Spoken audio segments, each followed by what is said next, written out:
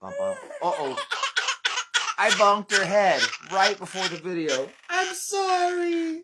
Oh, I'm a horrible dad, and it's on live TV. I'm sorry I bonked you. Will you forgive me? There's all the people. Oh. I had a funny idea, and then the funny idea was knocking her into my table. That's not going to put you in a good mood for this whole thing now, huh? Everything was happy until that happened. Ah, well, such is life.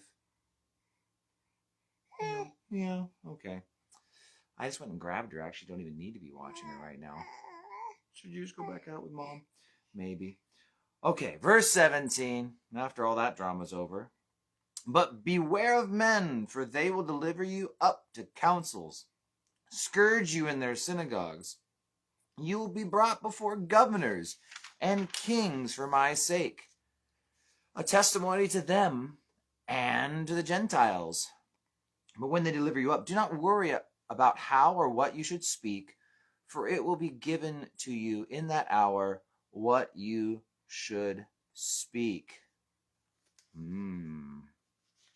Chapter 6, verse 34. Do not worry. Therefore, do not worry about tomorrow, for tomorrow will worry about its own things. Sufficient for the day is its own trouble. And that's the idea, right? Is Jesus is saying he's going to send these guys out. I mean, notice it also goes on, verse 21. Brother will deliver up brother to death, father his child. Children will raise up against parents and cause them to be put to death. And you will be hated by all for my name's sake. But he who endures to the end will be saved. When they persecute you in this city, flee to another. For surely I say to you, you will not have gone through all the cities of Israel before the Son of Man comes. A disciple is not above his teacher, nor a servant above his master. Is it enough for a disciple that he be... It is enough for a disciple that he be like his teacher and a servant like his master. If they have called the master of the house Beelzebub, how much more will they call those of his household? Therefore do not fear them, for there is nothing covered that will not be revealed, and hidden that will not be known. Okay, so here we go. We have got Jesus sending people out. So what does he do? He gives them a pep talk, right? If you've got a big, thing coming up, you need a pep talk to get you ready. So Jesus' pep talk includes them being thrown in prison and going on trial and having your brother or your father or your child execute you, and that everyone will hate you. So that's what you call a Jesus pep talk. No, it's called reality, though. And sometimes that's really helpful for us. Now, we might not experience exactly what's being promised here to the disciples. My face. We might not experience it to this degree, right? We might not experience this literal, being delivered up before a king. Probably not going to sit before a king. You never know, though. But the catch is this, is I like the way Ray Comfort uses this analogy and Enrique, we've done this on a previous Sunday, so back when we were in Matthew. But this pep talk, right, that is all about all these crazy things, but the catch is it's reality. Ray Comfort, back to that. What he discusses is that the analogy of two people on an airplane. Some of you already know this, but hey, for those who don't, right, it's a good analogy. If you come up to a person on an airplane and you hand them a parachute and you tell them, this is going to make your life better and more enjoyable. In fact, you've got a parachute-shaped hole in your heart, and this parachute's going to fill that hole. And you're going to feel the love of the parachute, and life will be good. And so the person takes the parachute, because you're really convincing. You're quite, an influencing person. So they take that parachute and they strap it on. And they kind of have to lean forward in their seat, because they're wearing a parachute now. Now, this person, after an hour of wearing the parachute, finds out that life isn't the same as it was before the parachute. It's kind of awkward, and they can't sit the way they used to sit, and everyone's kind of staring at them. Like, what is that person doing wearing a parachute? And it's kind of frustrating, a little irritating, and they're just not very happy. And then eventually the stewardess, as she's walking down the aisle, she ends up tripping on one of the parachute, straps that's kind of dangling there, and she spills coffee on the guy. Now he's enraged. This stupid parachute is causing nothing but problems. So he takes the parachute off and throws it on the ground, thinking, this thing is stupid. It did not bring me joy and happiness, and it did not fill the parachute-shaped hole in my heart. Person 2. Someone comes up and tells them, this plane is not going to make it to Chicago O'Hare Airport. It's going to crash. But, behold, this parachute, and we happen to be on a prop plane that's flying low enough and slow enough that you can actually use it. Here we go. Here is a parachute for you. When the plane goes down, you're the only one who's going to make it off alive because you're wearing a parachute. It will save you from destruction. Now as the person sits forward in their chair, because they're wearing a parachute, they don't really care about that. Because the idea is like, whatever. And people laugh, and he's like, well, we'll see who's laughing when the plane goes down. And you know what? Maybe that person was given a stack of parachutes to hand out to other people. Now, Mr. Parachute's going to make you happy had a hard time convincing his neighbors, but maybe the guy who says, no, guys, listen, I have good resource to believe this plane is going to crash. And I've got these parachutes here, and if you wear them, you don't have to die. But the first guy is just kind of like, well, it'll make you happy. And I don't know. The coffee gets spilled on guy number 2.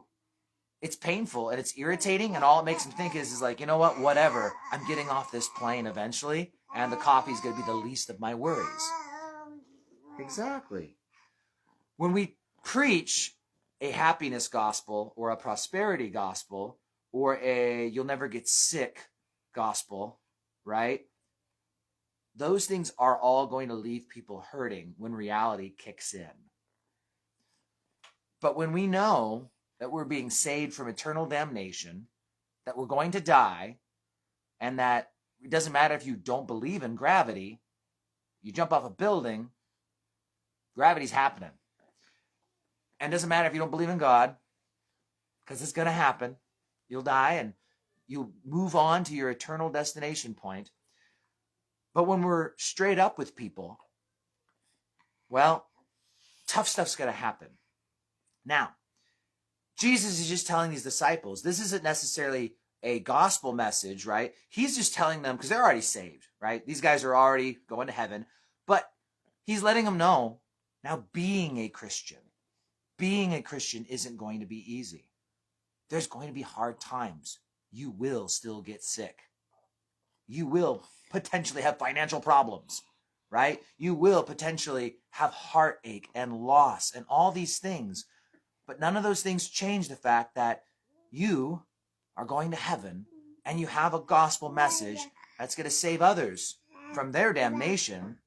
And so even if your brother or your mother or your son sends you to jail and turns you in, even if people hate you, you understand what the real mission is. You understand what the real cost is. You understand what's coming. And therefore, when it happens, you're not going to be freaked out. See, God gives us peace in trials. He promises us help through the hard times. He doesn't promise to remove them all. And so as he sends these guys out, he just wants them to know, hey, hang in there, right? He who endures to the end will be saved. Now, that's not saying that you must endure to be saved. The idea is letting these guys know, the guys he knows who's going to endure. It's like, just hang in there and don't worry. It can be taken the wrong way, but it's the promise It's the promise that don't worry. You're going to hang in and you're going to be saved. Don't stress about it. You need to get out there and get the message done because, and I think the idea is, you will not have gone through all the cities of Israel before the Son of Man comes. In short, he's just saying, you're not going to finish this job, like be able to call it quits. The job is never ending. That's the idea of the message, is that you're not just going to say, well, I've shared the gospel with my assignment and now I'm done. You are awfully distracting. Anyway, the job's never done. There are always people who need to hear the... Stop making noises. Yeah, that was me. I did it too. You like that? Now my ADD is kicking in. Okay. I love you. Breathing with your Darth Vader voice now. A little congested. All right. But that's it. And he's just saying, God knows what you're going to face. Do not fear them, for nothing is covered that will not be revealed, and hidden that will not be known. God knows what you are going through. God knows the truth of it all. So if they do call you evil, and they do hate you, and they do, malign your reputation, well, God knows the truth. And at the end of the day, the truth will be revealed, and that's all that's going to matter. So, walk in truth. Go and spread the truth, and continue to trust in the truth and the way and the life. All right, guys, that's what we got for today. A lot of good stuff in Matthew that just reminds us again and again and again and again. We, team effort, all need to be sharing the gospel with the lost. And so find a way to get involved and do that. Join Enrique. He's the man. Talk to him. You can message him on Facebook. Or I will just start posting his number publicly so you guys can all call him. All right. You want to say goodbye, Ellie? Say bye-bye. There you go. Good job. 2 hands. Is that fun? It's really hard to get this girl to laugh. Or even smile. She's so stoic. Huh? Nothing? Okay. See you guys later. Bye-bye.